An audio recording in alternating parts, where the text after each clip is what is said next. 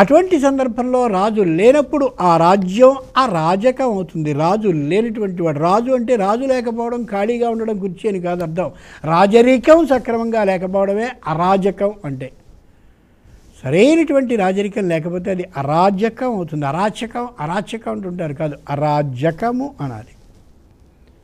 అంచేత రాజు న్యాయేణ మార్గేణ మహీం, ఈ భూమిని పరిపాలించాలి. అది రెండవ శుభం. మొదటిది సక్రమమైన విధానంలో అందరూ ఏ కష్టము లేకుండా జన్మించడం అనేది మొదటి శుభం. రెండవది రాజు అయినటువంటి వాడు దేనికి, ఒత్తిడికి, భయానికి లొంగకుండా చక్కనైనటువంటి పరిపాలనని అందిస్తూ ప్రజలని జాగ్రత్తగా పరిపాలించడం. ప్రజలు అంటే మనుష్యులు కాదు, ప్రజ 84 లక్షల జీవరాశుల్ని సక్రమంగా పరిపాలిస్తూ ఉంటే అది రెండవ శుభం. మనం జీవ వైవిధ్య సదస్సు అని పెట్టుకున్నామే, అది నిజమైనటువంటి రాజరికానికి లక్షణం. ఎందుకని 84 లక్షల జీవరాశుల్ని రక్షించవలసిన బాధ్యత రాజుకుంది. నత్తల్ని, పీతల్ని, చేపల్ని, ఇంకా చిన్న చిన్న క్రిములని, వాటిలన్నింటినీ ఒక ప్రత్యేకమైన ప్రాణికి ఆహారంగా పెట్టి బాగా పెరిగేలా చేసి బాగా తూకం వచ్చిన తర్వాత సొమ్ముని సంపాదించి దాన్ని చంపి తినడం ఉందే, అది నేరం కిందికే వస్తుంది శాస్త్ర ప్రకారం. అంచేత మహీషా,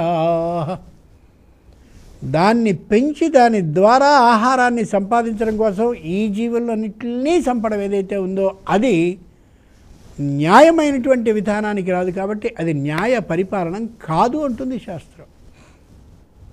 ఉదాహరణకు బ్రహ్మరాక్షసుడు ఉన్నాడు అనుకోండి, రోజు మనొక్కడిని చంపేస్తూ అక్కడ ఆ బ్రహ్మరాక్షసుడికి ఆహారంగా పెడుతూ ఉంటే అబ్బాయి ఎంత బాగా చంపుతున్నాడండి బ్రహ్మరాక్షసుడు రోజుకో ఇంటికి, రేపు నా వంతని ఎవడైనా ఆనందపడతాడా? అయ్యో మేమందరం చేస్తున్నామని అనుకోడు. అలాగే నత్తలు, పీతలు, చేపలు, చిన్న చిన్నవి ఇవన్నీ కూడా ఆ పాడు ఆహారానికి అయిపోతూ ఉంటే, వాటికి ఆహారంగా అయిపోతూ వాటి బతుకు కూడా కోల్పోతూ ఉంటే ఇవన్నీ క్షోభించే క్షోభ పడదా పరిపాలన మీద? ఆలోచించాలి. భారతంలో బకాసురుడి కథ అదే. రోజుకి నాకొకడిని ఆహారంగా పంపించాలి అని బకాసురుడు అంటూ ఉంటే, మా ఇల్లు చాలా వెనకాల ఉంది కాబట్టి ముందా ఇళ్ళ వాళ్ళు అందరూ అయితే చాలు అలా పంపిస్తూ ఉంటే ఇది పద్ధతి కాదని చెప్పి కుంతీదేవి ఖండించి పుత్రుని భీముణ్ణి పంపి బకాసురుని యొక్క వధ అయ్యేలా చేసింది. జీవ వైవిధ్య విధానం అనేది అక్కడ కనిపిస్తుంది. అన్ని జీవులు కూడా ఒకటే. స్వస్తి ప్రజాభ్యః, పుట్టిన వాళ్ళందరూ సుఖంగా ఉండాలి. పరిపాలయంతాం న్యాయేణ మార్గేణ మహీం మహిషా, పుట్టినటువంటి అన్ని ప్రాణులు కూడా సక్రమమైన మార్గంగా ఎదుగుతూ చక్కగా వాటి ఆహారాన్ని సుఖంగా శుభంగా సంపాదించుకుంటూ జీవులు హాయిగా ఉండాలి. మనం పట్టుకెళ్ళి ఆహారానికి వేయకూడదు. గో బ్రాహ్మణేభ్య శుభమస్తు నిత్యం, ఇక్కడ కంఠం పట్టుకునే సమస్య. గో ఏ ఆవుందో ఆ ఆవు చక్కనైనటువంటి పాలని ఇస్తూ ఉంటే, పాలని పెరుగు ద్వారా వెన్న ద్వారా నెయ్యి అది వస్తే ఆయుషో వేద ఆయుర్వేద. ఆయుర్వేదం అనే శాస్త్రానికి అర్థం ఆయుష వేద. ఏ విధంగా ఆయుష్యం పెరుగుతుందో దాన్ని తెలుసుకోవడం అనే శాస్త్రాన్ని ఆయుర్వేద శాస్త్రం అన్నారు. ఆవు పాలని తాగితే, ఆవు పెరుగునే తింటూ ఉంటే, ఆవు వెన్ననే ఉపయోగిస్తే, ఆవు నేతినే ఉపయోగిస్తూ ఉంటే అనారోగ్యము రాదు. గో అంటే అది అర్థం. అంచేత ఆవునే వినియోగించాలి. మధ్యలో ఈ గేదెలు, బర్రెలు, మేకలు, గీకలు ఇవేవో వచ్చేసాయి, వీటి నుంచి తీసుకోవడం అనారోగ్యం. పైగా వాటికి కొత్తగా ఏవేవో మందులు ఇవ్వడం, ఇంజక్షన్లు ఇవ్వడం, ఎక్కడెక్కడి రక్తాన్ని పాలగా మార్చి మనకి పంచడం, మన అనారోగ్యాన్ని గురి చేసి 4,32,000 సంవత్సరాలకి ఎక్కడ చచ్చిపోరో ఈ కలియుగంలో అని చెప్పి ఆలోచించి చేసే విధానాలే ఈ అజ్ఞానపు పనులన్నీ కూడా. ఇదంతా విజ్ఞాన శాస్త్రం అని అనుకుంటే ఎంత నేరం ఆలోచించండి. బ్రాహ్మణేభ్యః గో, ఆవుల ద్వారా సుఖమైనటువంటి ఈ పాలు, పెరుగు, వెన్న, నెయ్యి లభిస్తూ ఉంటే గో. ఎద్దులున్నాయే, అరక దున్నించడం, పొలంలో బాగా పదును చేయించడం, అక్కడ చేయవలసిన చాకరీ అంతా చేసిన తర్వాత చివరికి పంట వచ్చిన తర్వాత ఆ పంటని ధాన్యాన్ని స్వయంగా బండ్ల మీదుగా తెచ్చి గాదెలకి ఎత్తించడం వరకు చేసే పని గో ఎద్దుది. ఇక్కడ ఆవులు, అక్కడ ఎద్దులు. గో ఆ జాతి సుఖంగా వృద్ధి పొందాలి. పాడికి సంకేతం ఆవు, పంటకి సంకేతం ఎద్దు. పాడి పంటలు రెండు ఉంటే అంతకంటే మించి ఏం కావాల్సిందే ఉందని చేత గోజాతి సుఖంగా ఉండాలి అని అర్థం అందుకు చెప్పారు. బ్రాహ్మణేభ్య, సరే గోవుల వరకు బాగుందండి, వీళ్ళు ఎందుకు బతకాలి?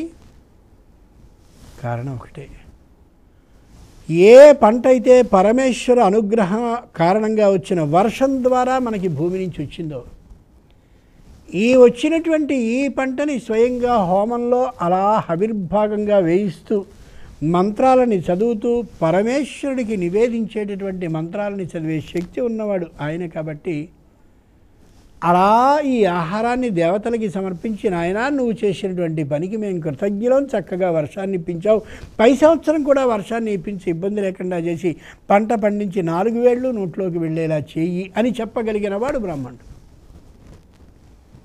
ఆలోచించి చూడండి, చిన్నపిల్లలకి అమ్మ గోరుముద్దలు తినిపిస్తూ ఉన్నటువంటి దశలో పిల్లవాడు ఒకవేళ గోరుముద్దని అమ్మ నోట్లో పెట్టబోతే అమ్మ ఏం చేస్తుంది?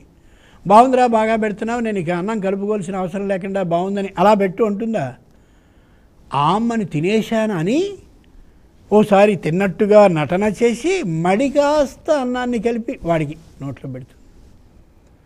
అలాగే పరమేశ్వరుడు ఇచ్చిన వర్షం ద్వారా వచ్చేటటువంటి ఈ ధాన్యం ఏదైతే ఉందో దాన్ని హోమాన్ని చేస్తూ, ఎంత కృతజ్ఞులమయ్యా, మా మీద నువ్వు ఎంతో గౌరవాన్ని చూపించి మాకు పంటని పండించి సుఖంగా మేమందరం బతికేలా చేశావు అని కృతజ్ఞతాపూర్వకంగా హోమాన్ని చేస్తే సంతోషించిన పరమేశ్వరుడు పై సంవత్సరానికి మరి కాస్త వర్షాన్ని కురిపించి మరెక్కువ పంటని పండిస్తాడు. పంటలు పండకపోవడం, భూమి పూర్తిగా అలా సారవంత స్థితిని కోల్పోవడం, అంతేకాక మొత్తం పశుజాతి అంతా క్షీణిస్తూ ఉండడం, ఊషర క్షేత్రాలు అంటే చవుడు వారిపోవడం, ఇవన్నీ కూడా లోక వినాశనానికి సంబంధించిన కారణాలంటుంది శాస్త్రం. కాబట్టి సక్రమంగా గోవుల్ని బ్రాహ్మణుల్ని రక్షించుకున్న రోజు నువ్వు సుఖంగా సాధ్యపడుతుంది అని చెప్పడం ఈ శ్లోకంలోని భావం. మేము వినకపోతే నష్టమేంలా, వింటే ప్రయోజనం ఉంది, వినకపోతే నష్టం ఉంది. నష్టం వచ్చినందువల్ల ఈ ప్రయోజనాన్ని విడుచుకోవాల్సిన అవసరం ఏమీ లేదు.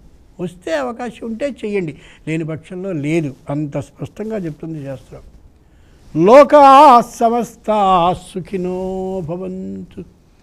ఇలా గోవులని బ్రాహ్మణులని జాగ్రత్తగా రక్షించుకున్న తీరుగా ఉంటే పరమేశ్వరుడు అనుగ్రహించి మరింత పంటని ఇస్తాడు. కాబట్టి ఇదే విధంగా అన్ని లోకాలు సుఖంగా ఉండుగాక. అది ఆ మంగళకర శ్లోకానికి అర్థం. ఏ గో అనేటటువంటి మాటకి అక్కడ ఆవు, ఎద్దు అని అర్థమో, నిన్నటి వరకు చెప్పుకున్నటువంటి ఆవు దానాన్ని చేస్తే ఎంత లాభమో గో దానం వల్ల కలిగే పుణ్యం అని అనుకున్నామో, అటువంటి గో అనేది పుంలింగంలో అయితే ఎద్దు, కాబట్టి ఎద్దుని కూడా దానం చేయాలి. ఏదో ఆవునంటే అర్థం ఉందండి, ఎద్దుని దానం చేస్తే ఏం చేసుకుంటాడండి వాడు, దాని నుంచి పాలు వస్తాయే వస్తాయి, ఇది కాదు. ఎద్దుని దానం చేయడం అంటే వ్యక్తికి దానం చేయడం అని కాదు, వృష ఉత్సర్జనం ఉంది. వృష ఉత్సర్జనము, వృషోత్సర్జనం అంటే అచ్చు పోసి ఆంబోతుని విడవడం అని అర్థం.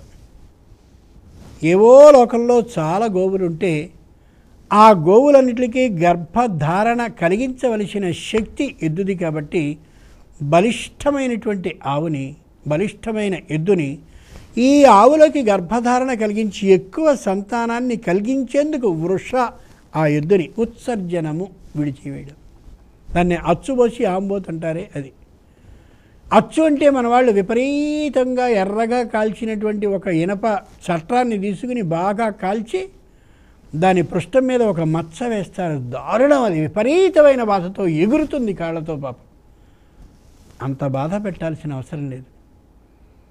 పూర్వం రోజుల్లో ఇలా వృషోత్సర్జనం అంటే ఎద్దుకి ఇలా అడ్డంగా ఏవేవో వేసేసి గుర్తులు అలాగే ఎర్రగా చట్రాలు వేసి ఆ పరిస్థితి ఉండేది కాదు. ఆవు కొమ్ము ఏదైతే ఉందో కొమ్ముకి రక్త ప్రసరణ ఉండదు. కాబట్టి ఆ కొమ్ములో నుండి స్వయంగా రంధ్రాన్ని దాన్ని చేసి దానికి చక్కనైన మువ్వ కట్టేవారు. ఎద్దుకి మువ్వ కట్టేవారు. ఈ రెండు వైపులు ఉండే కొమ్ములకి చక్కనైనటువంటి మువ్వల్ని కట్టేవారు. ఆ మువ్వ కట్టినటువంటి ఎద్దు వస్తోంది అని అంటే ఇది ఆంబోతు స్వయంగా విడివబడినది, దానం ఇయ్యబడినది అని అర్థం. ఆ దానం ఇయ్యబడ్డటువంటి ఎద్దు ఎవరి పొలంలో మేసినా సరే దాన్ని ఎక్కడికి బందెల దొడ్డిలో వేయడం కానీ, దాని మీద జరిమానా విధించడం కానీ, అలాగే ఆ ఎద్దుని కొట్టడం కానీ ఏమీ చేయరు. ఎంచేత అంటే దీని ద్వారా అనేకమైనటువంటి గోవులు మనకి ఉత్పత్తి అయి మనకి లాభాన్ని కలిగిస్తాయి కాబట్టి ఆ ఎద్దుకి అలా పోషణ చేస్తూ ఉండేవారు. ఆ ఎద్దు ఏ చేలో మేసినా సరే ఏమాత్రము దాన్ని ఏమనేవారు కాదు. అసలు చేలో మేయవలసిన అవసరం దానికి ఏమిటి?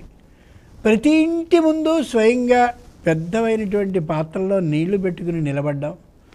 అది వస్తూ ఉంటే సాక్షాత్తు శంకరుడు వస్తూ ఉన్నట్టుగా భావించి దానికి ఉండేటటువంటి మూపురం ఏదైతే ఉంటుందో మెడ వెనుక ఆ ఉన్నటువంటి మూపురంలో కకుతు అంటారు దాన్ని సంస్కృతంలో, శంకరుడు ఉన్నట్టుగా భావించి ఆ శంకరుడికి నమస్కరించుకోవడం, పూజలు చేయడం, పసుపు కుంకుమలని పెట్టడం, వచ్చేటటువంటి ఎద్దుని ఆహ్వానాన్ని పలుకుతున్నట్టుగా అమోఘమైన వస్తుద్రవ్యాలని దానికి అందిస్తూ ఉండడం, చేటలతో ధాన్యాన్ని దానికి అందించడం, ఇవన్నీ చేసినప్పుడు అది ఇంకా మళ్ళీ పొలాల్లోకి వెళ్ళి స్వయంగా మెయ్యాల ఆ దొంగ బేతల్ని, అవసరమే ఉండదు. ఆ పొలాలన్నీ కూడా ప్రత్యేకంగా పొలంలోని ప్రతి గింజ మనమే తినాలనే భయంకరమైన స్వార్థం వచ్చిన తరువాత వీటికి దుస్థితి వచ్చింది తప్ప అందరూ స్వయంగా దాన్ని మేపుతున్నటువంటి సందర్భంలో ఇంటింటికి అవి ఇవి పెట్టి అప్పుడు ఈ ఇబ్బంది లేకపోయేది.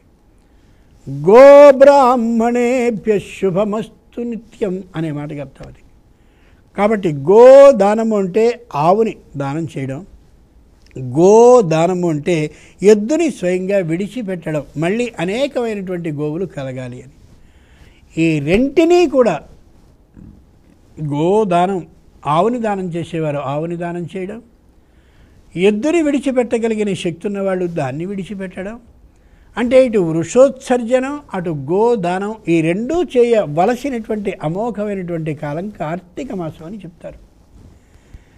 ఈ కాలంలో చక్కనైనటువంటి సంతానం కలిగే అవకాశం ఉంటుంది కాబట్టి ఈ కాలంలో మరింత జాగ్రత్తగా ఈ దానాన్ని చేయవలసిందని చెప్పడానికి కారణం ఇదన్నమాట. అంతటి శక్తివంతమైనటువంటి దానానికి యోగ్యమైనటువంటి కాలం కార్తీక పూర్ణిమ. మరి కార్తీక పూర్ణిమ ఈ రోజునే ఎందుకు చేయాలి, మరి ఇంకేదో రోజు చేయొచ్చు కదా అనేదాన్ని ఇంకొకసారి ఆలోచించి అక్కడితో కార్తీక పూర్ణిమ విశేషాలని ముగిద్దాం. కార్తీకం పూర్ణిమ అనే మాట యొక్క విశేషాన్ని రేపటి రోజు తెలుసుకుందాం. స్వస్తి.